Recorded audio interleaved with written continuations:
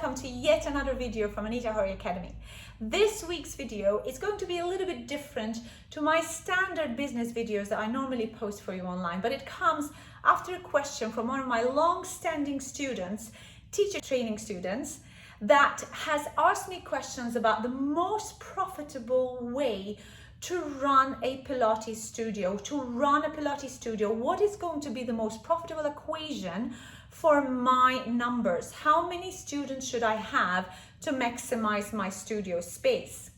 So this is a very interesting question that a lot of people put out there, and even in my coaching world. So I wanted to really run through various situations where you could monetize and make the most profit out of the space that you've got.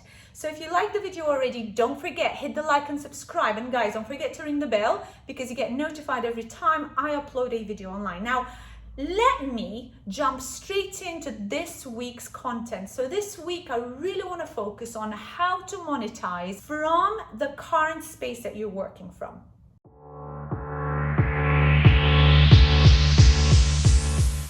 So the biggest question here and the biggest point of the matter is the amount of space that you have. So if you have your own Pilates studio, you have your own brick and mortar studio, the equation is going to be very different to how you're going to monetize if you are going to different studios and teaching in different studios, or maybe even so, you are teaching Pilates in a church hall, or you're teaching Pilates in a space where you have to share with fitness enthusiasts. So what is the most profitable equation for you to run this?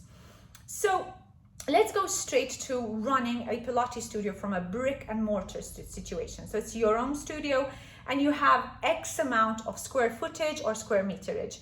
Now, of course, what is really important is that if you're looking at teaching in a group session, group situations, then obviously as many pieces of apparatus as possible so that you can create more numbers, you get more students into one class. However, be clever in the way that you set up your studio. What's going to be the most profitable? Having 4 reformers, having 4 reformers and 4 wall units, having reformers and wall unit combos?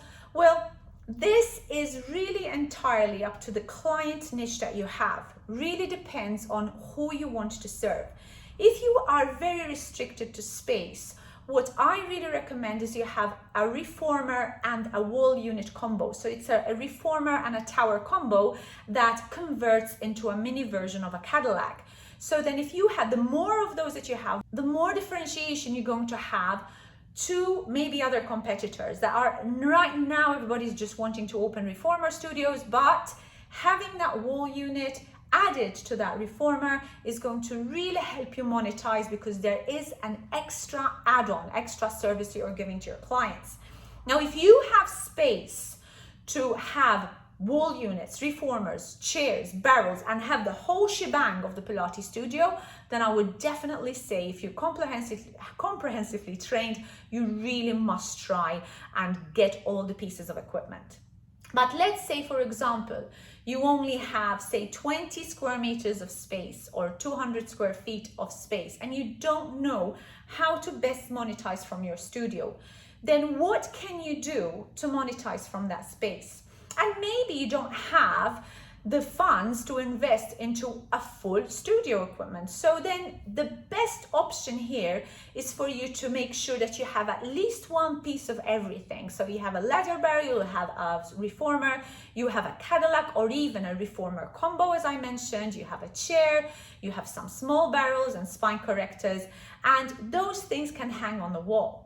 Then if you want to then add on group classes, and maybe you don't have the investment to put into adding a few more pieces of equipment, then what I would really recommend is to start investing in small pieces of equipment. And this is where you're really going to start monetizing, because you're not just going to be giving a mat class. So you could be giving a mat class with an add-on. Still Pilates apparatus, but not the large pieces of apparatus. And if you are a teacher that perhaps has the opportunity to work in various places and you can carry small pieces of apparatus with you, or maybe you can save and store small pieces of apparatus in the place of work, then go ahead and do so, because again, this is going to differentiate you from the rest. So let's start by looking at the small pieces and see how this can help you monetize your Pilates business. So we'll start, first of all, I'm going to start from small pieces like the cushion. First of all, are you giving the clients the ability to modify? If you have a client who perhaps has a forward head, kyphotic back, do you feel when they're lying down, is their head tilting back? Then you need a cushion for them. And in that case, make sure you save yourself some money from purchasing these cushions from manufacturers that are charging the earth for them, and go and get an upholsterer and see if he can make you some small cushions that are really going to save you money and also be efficient when you're working with your clients. So that's the first step, to work with people on a mat. Next thing, small pieces of apparatus that are really amazing. We've got the toe corrector. The toe corrector is amazing footwork as well as whole body work. It works the inner thighs, it works the butt, it works the abs, it works all the way up to your spine. If you haven't been trained on this, you really should look out for certifications that offer this kind of work. Now, my certification program includes all the pieces that you're going to see in this video, but if you haven't had the opportunity to study and to learn how to teach on the pieces, on the small pieces that I'm going to show you today, then I would really recommend that you find a suitable teacher, maybe close to you. And if you can't find somebody close to you, then you can start learning online to see how you could follow videos and see how you could start learning to teach on the equipment. So there's the toe corrector. Then we've got, where's the foot corrector? The foot corrector is over here. So we've got the classical foot corrector here, which is yet another piece, is an amazing piece of apparatus. Now, if you're already a comprehensively trained teacher, you should know how the foot corrector works. Same thing here. This really works not just your feet. This works the arches of the feet. It works the whole stability of the foot. It works the shock absorption of the foot, working all the way up into your proprioception, coming all the way up to your spine, and helping your client to gain that stability that they need when they are doing all the other pieces of work on the other apparatus. Now, if you don't have the large pieces of apparatus, then maybe this might be quite a large investment to go into. This is one of the most expensive pieces of apparatus that you would get, that is off the large pieces like the reformer and the chair, etc. So the foot corrector, I've got classical Aragon Pilates foot corrector here. Very happy with it. Very, very beautiful piece. So that is an additional one. Maybe this is something that you can't use if you are going to village halls or fitness places, or maybe even teaching in a park somewhere. Maybe this is something that's quite bulky and you're not going to be buying 6, 7, 8, 9, 10 of these. But what you could use instead of these is work on squishy balls. Now, I don't have squishy balls here because I do run a classical studio. However, we do have spiky balls that also give fantastic feedback, neurofeedback on the feet. So this is something that you could still be using instead of your foot corrector. So we've got different sizes and also different strengths. So you have something maybe a little bit harder, a little bit softer. You can play around with these. You can get these online. They're much cheaper than a foot corrector, and they would give the client something similar. And again, they're not so bulky. And you could carry them anywhere you want. Then moving on from your feet, remember, I'm teaching classical, and other students who are non-classical can always take my classes. And the other thing is, guys, even if you don't take my classes and you're wanting to run your own studios, this is still effective. You know, the contemporary Pilates, we also work with marbles. So, you know, marbles just like this. So marbles, using feet, using the stability of the foot and making sure that you get the strength in the foot. Different size marbles, exercises for the feet are endless. Moving on from the marbles, you know, in the contemporary world, there is the TheraBand. And again, all these pieces you can carry with you wherever you're going. So the TheraBands are much more economical to invest in, and they come in different strengths, they come in different sizes, and they give you a different workout. Now, this is more effective or more common in the contemporary Pilates world. It's not to say that it's not good, it's just a different workout. Obviously, what you do, and if I had to teach some of this on the TheraBand in a situation where I don't have access to the Cadillac, the TheraBand would be my replacement to the row back bar, to the breathing bar. So for me, I would be using this to be replacing the breathing bar. I could also use a number of TheraBands and attach them to a wall unit or something, or a wall, or something that is steady and that's not going to come loose, and use them instead of the arm springs. Okay, so moving from there, let's now move up from the feet, coming all the way up. So we can work with the knees, and you know, with the knees, we know the standard classical Pilates circle, the magic circle. You could have this between the knees, you could have this between the ankles, and on the hands, we can work on this. You can have a whole Pilates workout. So all these different pieces of accessories are easily transportable, and yes, they're going to help you vary your classes, make your classes a lot more interesting for your students. Now, you also know that the magic circle is another amazing piece of apparatus for your core. So really stabilizing, strengthening the core. Be careful with the magic circle. If you have clients with pathologies, with back problems, you can make the situation worse for them, especially if they have a hyperlordosis in their lower back. Be very careful that they don't put pressure in their side joint, because then you'll end up actually making their situation worse. If you don't have the large circle, then use the ball. The ball doesn't give the same stability as the circle, but it's also effective.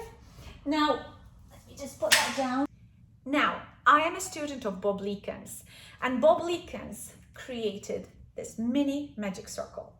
Thank you to Techno Pilates, Paolo Piccolo. This is an amazing piece of Pilates apparatus. And the reason why Bob created this is because it fits perfectly between the knees and the ankles. Our hips are not that wide.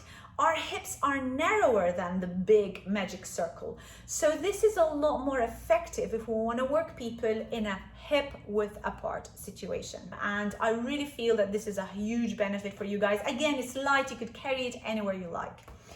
Then moving up your legs, moving all the way up to your spine. Oh, I'm sorry, I forgot something. The 2x4. So the 2x4 is another amazing piece of apparatus for your feet, but not just for your feet. So same thing here. So it works with the foot corrector, with the toe corrector, with the marbles, with the TheraBand. The 2x4 is a really brilliant piece of apparatus. This one happens to be from Balance Body, but this actually attaches to the chairs.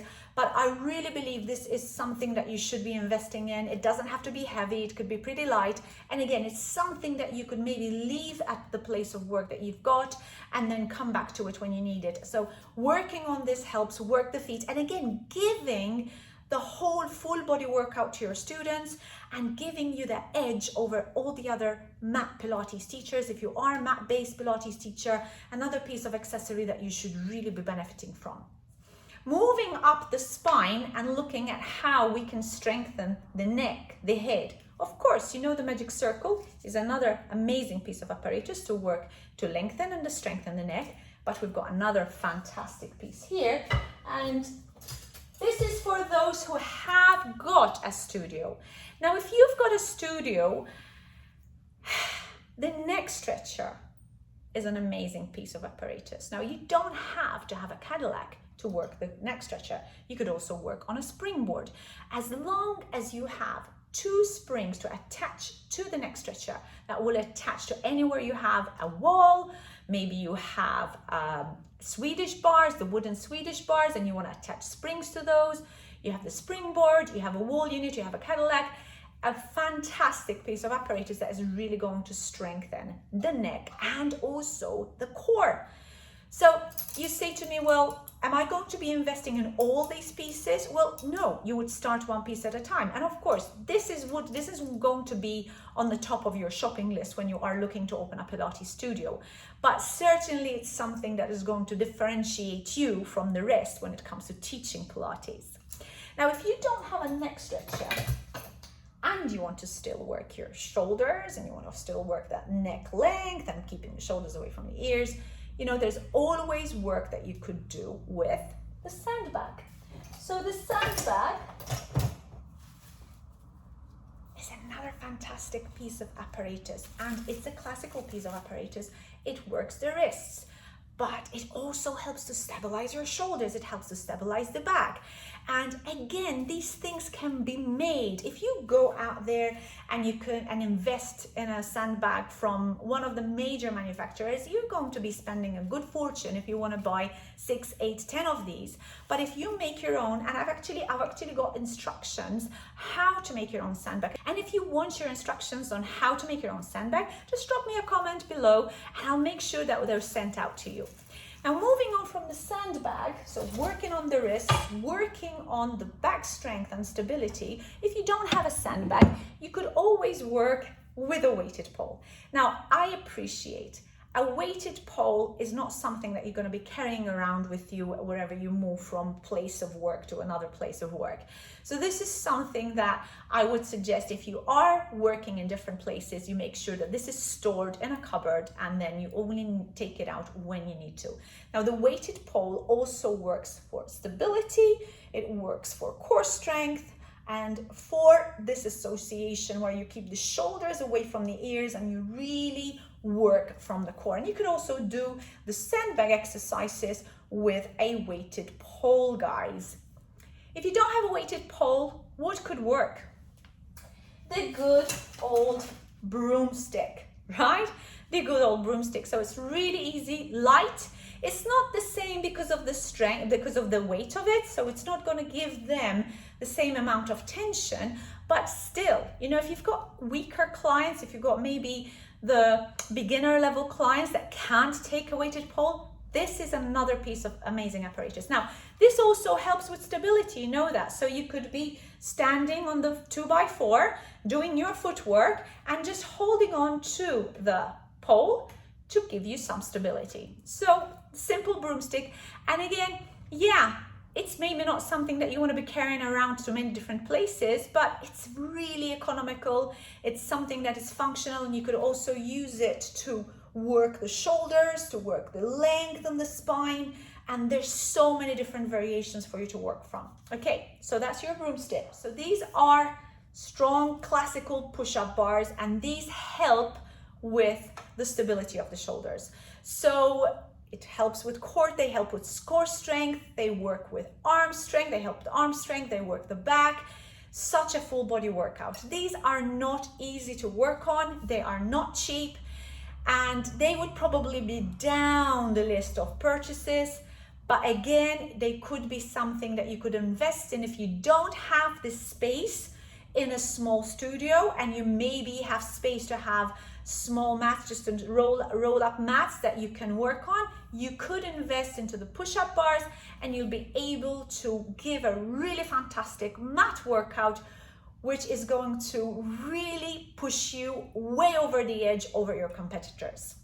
Moving from the push-up bars, what's left is standard arm weights. You know, we've got the arm series, we've got all that work that we can stabilize the back and work the shoulders.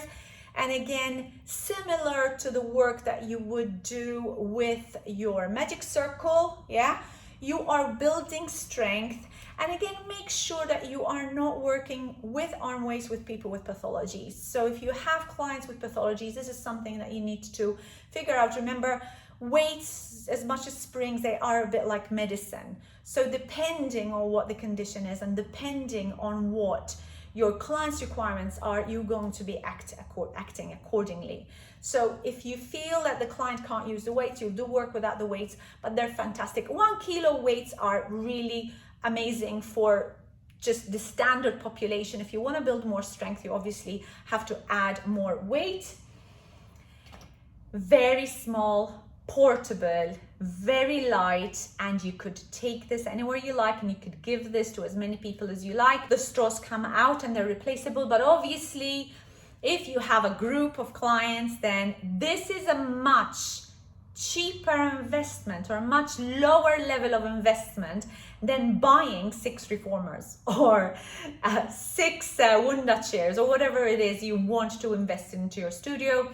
But again, you're giving your clients the edge over other studios because you are using the classical pieces of Pilates apparatus. Again, same thing. If you haven't been certified, you don't know how to use the breathalyzer, you need to just look online, see what kind of certifications there are in this kind of work. I do specific workshops on the small pieces of apparatus, but then there are many other schools that do so. You could look into doing one piece of apparatus, or you could just work on or look at studying all of them, again, just to give you that edge. Finally, one thing that I haven't mentioned, but this isn't something that you're going to be able to carry around with you, but it's still a small piece of Pilates apparatus, and that is your airplane board. Okay, this is something that would be an add-on. This is not going, you're not going to be monetizing from it, but it's something that is really helpful if you want to work with people, work the stability, working the proprioception, and fantastic piece of classical Pilates apparatus when you want to start working, advancing the clients to a higher level. So there you have it, guys. All these small pieces of apparatus, most of them you can carry with you. You want to be taking your pieces of apparatus to different spaces that you're working from. You want to monetize, you want to make your exercises, your sessions remarkable. You want to be way above the rest, and you can do this monetizing from your mat classes. If you don't have space in a studio, then this is the way to go. Small pieces of apparatus, make the classes varied, make them interesting, and the more people you can fit into the space that you're working from, the better for you. But just make sure that whenever you're working, you're giving quality work. You are there going around, checking your clients, making sure that everybody's doing their workout properly, and make sure they have enough space to work in, right? You don't want anyone hitting each other, and so important to work in a safe manner. If you have any questions about how to maximize your Pilates studio, how to maximize the space in your Pilates studio, maybe you're not quite sure where to place the equipment to really make it the most efficient, most profitable format, then reach out to me. I would be very happy to have a free discovery call with you just to identify how and where you would be placing your pieces of apparatus to maximize the profitability of your studio. If you like this video, guys, hit the like, subscribe, and don't forget to ring the bell. Until my next video, guys, goodbye for now.